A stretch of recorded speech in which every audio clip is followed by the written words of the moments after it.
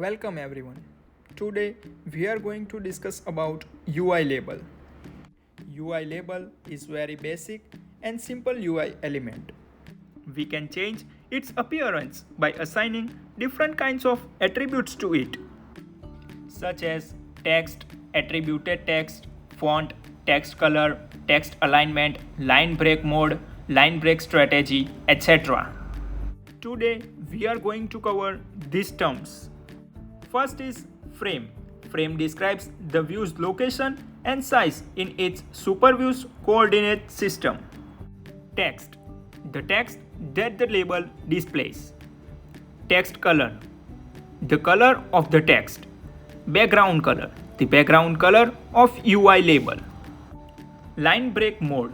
The technique for wrapping the label's text, such as truncating trail, truncating head, truncating middle, and many more.